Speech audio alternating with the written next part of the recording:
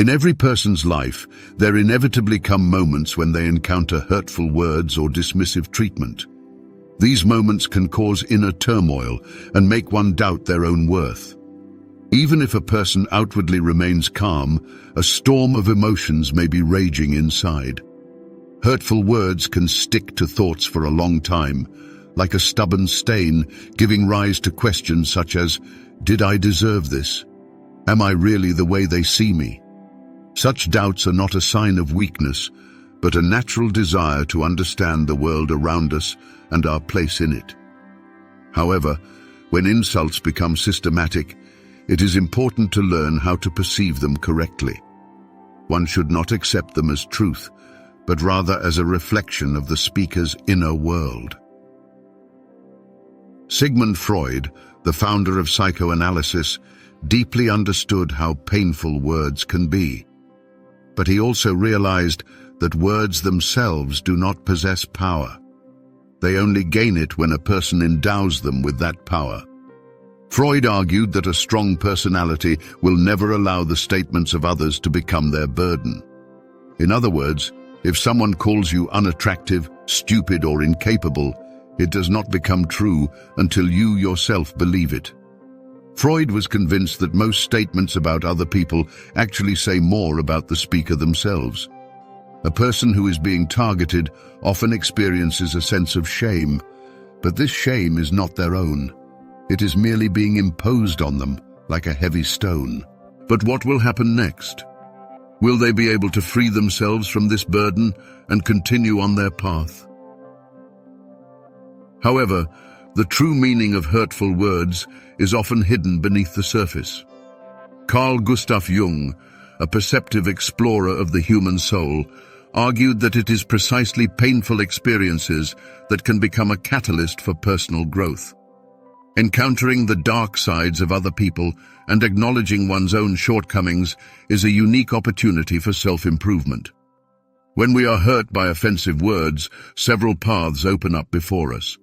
We can respond with aggression, suppress anger, and withdraw into ourselves, or stop and realize that the abuser may be projecting their own complexes and fears onto us. Jung believed that in such moments we encounter not only a specific person, but also their shadow, the hidden dark side of the human psyche. Often, the person causing the offense does not even realize that they are projecting their own shadow onto you, essentially talking about themselves, not about you. Insults wound us with their unexpectedness, especially when they come from loved ones. They touch our own vulnerable spots, reminding us of our doubts and insecurities. The slightest touch to an unhealed wound can darken an entire day, week, or even years. Modern research confirms that the brain does not make significant distinctions between physical and emotional pain. When we are insulted, the same area of the brain is activated as with a physical blow. It is not surprising that words are capable of inflicting such deep wounds. So what should be done in such situations? First of all, it is necessary to realize that an insult is not a manifestation of our weakness, but often a reflection of another person's helplessness. People who humiliate others usually experience inner insecurity and discomfort themselves. Often, deep insecurity lies behind cutting words and offensive actions. People who are prone to criticizing and belittling others do not feel complete love themselves and may carry the burden of old wounds, unconsciously reproducing a painful scenario. Not finding another way to feel significant, they try to rise by humiliating those around them. Sigmund Freud called this psychological mechanism projection, when a person transfers their own unacceptable qualities onto others. Someone who feels weak tends to see weakness in others as well. An envious person will diminish the achievements of others. Freud's wise advice, not to take everything personally, is not a manifestation of insensitivity at all, but a sign of inner strength and maturity. When someone tries to hurt you, instead of a violent reaction, try simply answering yes. This yes does not mean agreement with an unfair accusation, but is a calm and confident confirmation that you will not allow yourself to be drawn into someone else's game. This demonstrates to the abuser that their words have no power over your feelings. True strength lies not in verbal sparring, but in maintaining composure when others lose control. Carl Jung, in turn, noted that such situations can become an impetus for self-knowledge. An insult forces us to look inside ourselves and ask questions. Why does this bother me so much? What does this mean to me? If you have enough courage, you can discover an old bleeding wound that is finally ready to heal. Sometimes people hurt us not because of our mistakes, but because life itself provides a chance to better understand ourselves. Often, after offensive words, there is an impulse to prove the opposite. We exclaim, "I'm not like that," and begin to explain, justify, and convince others of our innocence. A common misconception lies in the desire to justify ourselves to those who do not respect us. The moment we seek justification in the eyes of someone who disregards us, we betray our own identity, giving them control over our self-esteem. As Freud astutely noted, such behavior indicates not magnanimity, but immaturity, an inability to recognize one's own value without external validation. True self-respect blossoms when we learn to value ourselves regardless of others' opinions. It is important to understand that self-respect is not a manifestation of egoism. The ego insistently declares, "Pay attention to me, I am important," while self-respect quietly affirms, "I know who I am, and that is quite enough." Both children and adults often fall into the trap of believing that unconditional love can only be achieved through perfection. However, according to Jung, the integrity of the individual is achieved only through the acceptance of both the light and dark sides of one's nature. Imagine a child who desperately strives to please everyone, fearing rejection for the slightest misdeed. Such a child is deprived of freedom, constrained by the expectations of others. A similar situation occurs with adults. People who constantly need approval do not live their own lives, but merely play roles in others' scripts. If you feel the need to justify yourself to someone who insults you, ask yourself, why does the opinion of the offender have such importance to me? The healthy answer is none. Self-respect is strengthened when we begin to trust our inner voice, when we recognize its authority. It is important to listen to our inner voice, not to the superficial remarks of others. Of course, constructive criticism plays an important role in development. If a loved one says something unpleasant, but with a sincere desire to help, it is worth listening to. However, an insult is something entirely different. An insult is not aimed at correction. It is rather a painful blow. And we always face a choice, to take this blow upon ourselves or simply ignore it and move on. There is a well-known parable about Buddha. Once, as he was conversing with a crowd of people, a man approached him and angrily cursed him, calling him a deceiver. Buddha calmly looked at him and asked, "If someone wants to give you a gift, but you refuse to accept it, to whom does the gift ultimately belong?" The man replied, "To the one who brought it." Then Buddha concluded, "The same is true with insults. I do not accept your insult." Simple and profound at the same time. Modern psychology finds confirmation of this ancient wisdom. Research in the field of emotional intelligence shows that people with a highly developed ability for emotional self-regulation are much less likely to react impulsively to insults. They do not suppress their feelings, but rather recognize them and direct their reaction consciously.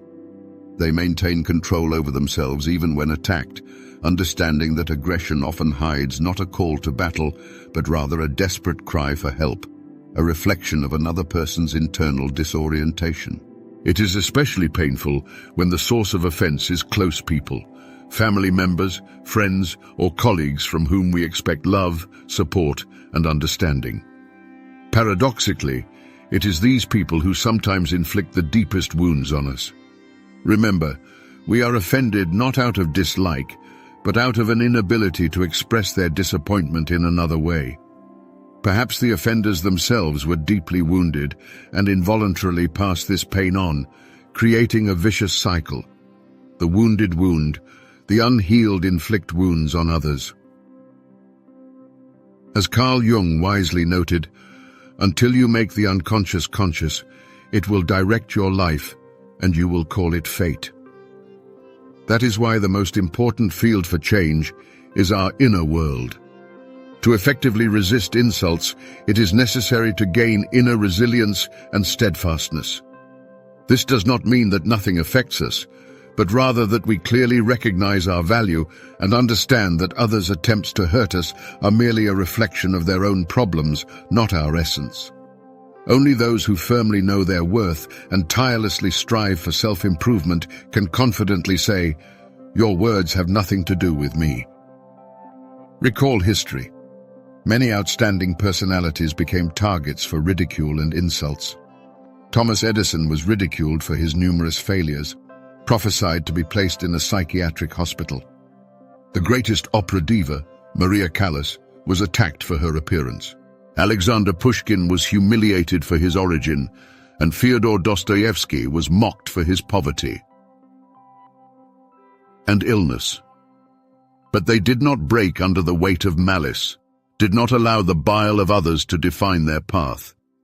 Their answer to the world became their creativity, their unwavering truth. One of the most elegant responses to an insult came from the pianist Liberace. After a scathing article about him was published, when reporters asked him about it. When asked about the critical article, he casually remarked that he had read it and even shed a tear of laughter while heading to the bank to cash his check. There was no hint of defensiveness or aggression in his response, only calmness and irony, which revealed his true greatness of spirit. This is the essence of remaining unbroken under the pressure of other people's words, responding, but not with anger, but with a sense of self-worth. It's about knowing when to step back, not out of fear, but out of self-respect. It's about not avoiding the gaze of those who seek to belittle, but proudly raising your head and moving forward, knowing your worth. Not all insults stem from malice. Often, it's simply a lack of a better way. People raised in an atmosphere of belittlement, where it was the norm, simply haven't learned to express their feelings in a healthy way. In such cases, instead of revenge, compassion is warranted, although that doesn't mean allowing them to cause pain. Self-confidence doesn't arise instantly. It's a quiet, gradual process, consisting of many moments when we choose to trust ourselves, even when others try to convince us otherwise. It's not a belief in one's own perfection, but an acceptance of one's flaws as an integral part of oneself. People with true confidence don't need constant validation of their worth. They feel it within themselves and know that words can sting, but cannot change their essence. As Jung said, various archetypes operate within each of us, internal models that influence our behavior, and at the heart of offensive behavior lies a complex psychological mechanism called the shadow self. Offenders, without realizing it, project their own suppressed qualities and shortcomings, those aspects of their nature that they cannot accept, onto others. A person tormented by an internal sense of worthlessness tends to label others with this same judgment. Someone who suffers from insecurity ridicules the doubts of others. This vicious cycle will continue until the individual gathers the courage to look deep within themselves and acknowledge the rejected parts of their personality. Unfortunately, few are willing to take this path of self-analysis. It's much easier to blame others, to inflict wounds, than to heal one's own emotional scars. Sigmund Freud, one of the pioneers of psychology, noted back in the last century that the roots of many behavioral reactions lie in suppressed childhood experiences. A child who has faced neglect, belittlement, or constant criticism develops defensive strategies that eventually turn into stable patterns of behavior. Some withdraw into themselves, becoming timid and insecure, while others, on the contrary, display aggression, attacking those around them, trying to hide their own vulnerability. Modern scientific studies confirm that children who are regularly verbally abused in the family are more likely to suffer from low self-esteem, anxiety disorders, and depression in the future. Their brains become hypersensitive to rejection, and in adulthood, any criticism is perceived by them as particularly painful, as it touches old, unhealed wounds. Words that might seem insignificant to others inflict deep emotional trauma on them. Therefore, the trite advice, "Don't take it to heart," doesn't work in this case. True personal transformation begins with healing deep emotional wounds, with the realization that we are no longer the defenseless children we once were. One of Jung's most insightful discoveries was the concept of the inner child, that vulnerable and sensitive part of our soul that once desperately needed love and recognition. When someone's words hurt us today, it is very often an echo of past experiences, awakening the pain of that very inner child. That is why it is so important to cultivate a loving inner parent within ourselves, ready to embrace this child and reassure them, "It's okay, it's not your fault." By developing such internal care and tenderness, we strip external offenses of their power. They cease to be painful blows, turning into empty sounds, unable to penetrate deep into our hearts. However, neither Jung nor Freud called on us to forgive and tolerate everything. There is a clear line between understanding and self-deprecation. If someone systematically insults, humiliates, and tramples on your dignity, you have every right to fight back and say, "Enough." This is not a sign of weakness, but a demonstration of strength and self-respect, a clear signal to yourself, "I deserve better." And it doesn't matter whether it's a family member, partner, friend, or boss. An insult doesn't become less painful because it comes from a loved one. On the contrary, wounds inflicted by loved ones take much longer to heal. Even in such situations, the truth remains, you are not what others say about you. You are who you decide to be. In everyday life, insults can take many forms. Sometimes they are open and obvious, and sometimes they hide behind a mask of jokes, sarcasm, or veiled criticism. Ignoring someone is a weapon, sometimes sharper than a direct attack. A contemptuous look, an all-consuming silence, a venomous smirk, all of these hurt just as much. In such moments, a person needs an internal compass that does not push them to impulsive actions, but helps them maintain inner balance. It is important to feel the pain, but at the same time realize that it does not define your essence. Once, a young female student shared a story about how a professor publicly ridiculed her for a wrong answer. The blood rushed to her face and tears welled up in her throat. But instead of running away, she took a deep breath and said, "Thank you, Professor. I learned more from this mistake than from a correct answer." Although some laughed, there was strength in this phrase that disarmed everyone: the professor, the classmates, and most importantly, her own doubts. It is not always necessary to respond to the offender in kind. Sometimes it is enough to maintain dignity. It is not necessary to have the wit of Churchill or the composure of Buddha. Sometimes the best way out is to simply leave, to no longer appear where you are not valued, and not to let those who cause pain know about you. In silence, tell yourself, "I deserve more." Dignity is a quiet but powerful force. It does not need to shout, does not seek recognition, and does not require pounding your fist on the table. Dignity is the awareness that you could have responded to an insult with an insult, but you did not. It is the understanding that someone does not understand you, and there is no need to justify yourself. It is the realization that someone is trying to belittle you, and maintaining one's own dignity is not a sign of weakness, but rather a sign of deep inner maturity and strength of spirit. The wise men of antiquity rightly considered dignity one of the most sublime human virtues, since it is inextricably linked with the awareness of one's own value. A person who knows their worth does not need constant self-affirmation, proof of their importance, and a painful reaction to insults. However, in the modern world, this quiet self-confidence is often mistaken for weakness. People who remain calm in the face of aggression are hastily labeled as cold, alienated, and unapproachable.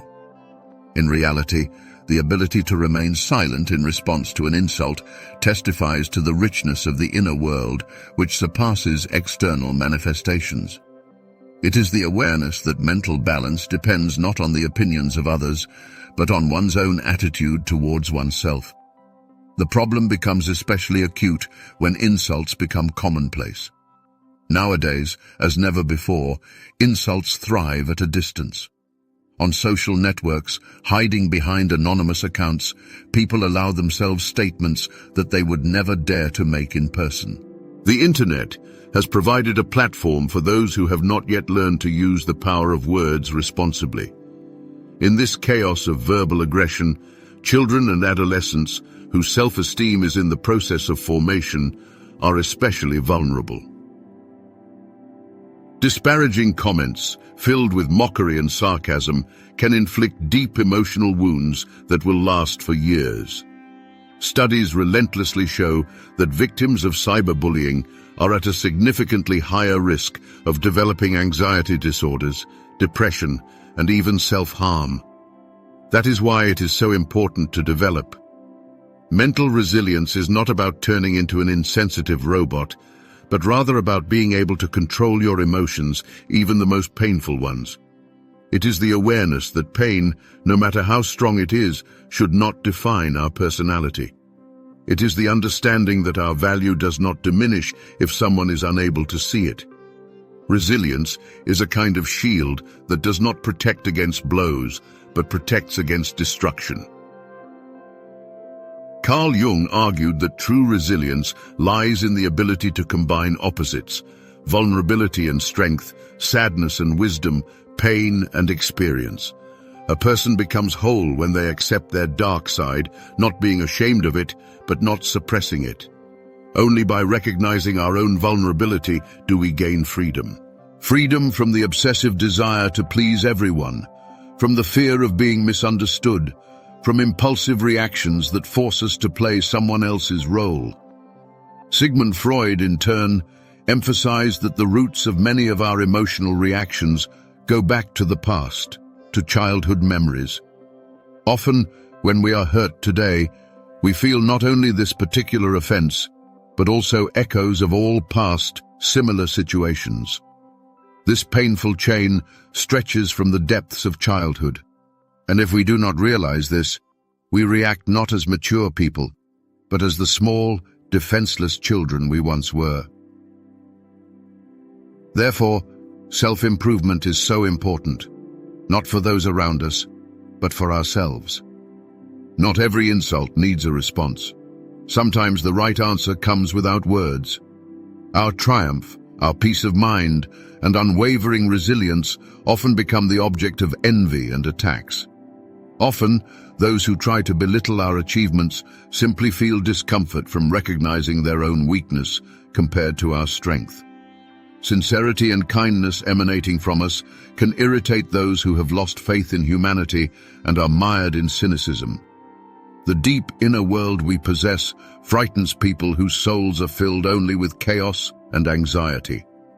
That is why they seek ways to hurt us, criticize and insult, without having the slightest idea of who we really are. In reality, their aggression is a manifestation of self-rejection, insecurity, and internal discord. In this situation, it is crucial not to give in to provocations and not to allow others' attacks to change our essence. Do not try on other people's negative assessments and begin to doubt your own worth. It is important to remember that our inner strength and self-confidence is something that no one can take away from us. Great thinkers of antiquity, the pillars of Stoic philosophy, such as Epictetus and Marcus Aurelius, argued that the source of our suffering is not the events themselves, but our perception of these events. For example, if someone throws the offensive word incompetent at you, this does not necessarily reflect the true state of affairs. This statement will only gain strength if you allow it to penetrate your consciousness and take root there. Marcus Aurelius wrote that an insult is powerless to touch the soul if it does not open the gates to it. This is our unique ability, the ability to control our reaction to external stimuli. In turn, Carl Gustav Jung, a prominent psychologist, noted that each of our reactions to others is a reflection of our inner world. If an offensive remark hits you hard, you should ask yourself, is the reason for my painful reaction not hidden in my own insecurity in this area? If you are called a fool, but you know that this is not true, you will remain calm.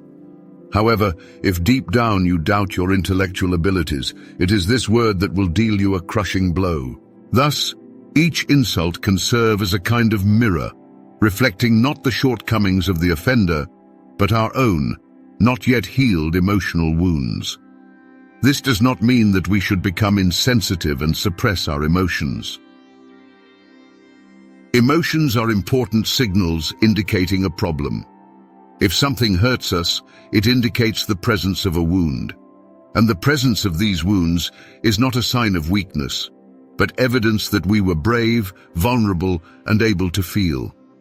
However, when faced with pain, we are faced with a choice: to turn it into a source of understanding and growth, or to allow it to turn into bitterness and resentment. The first path leads to healing and self-improvement, the second to a vicious circle of new injuries. This is the key difference between people striving for development and those who choose stagnation. People prone to insults are often not ready to look deep inside themselves. They shift responsibility to others, ridicule and humiliate those around them, because they do not have the tools to work with their own pain. While those who strive for growth do not avoid pain, but use it as a springboard to achieve wisdom. For them, every insult is a potential lesson that allows you to better understand not another person, but yourself. So, the next time you are hurt by someone's barbed remark or unfair accusation, take a pause.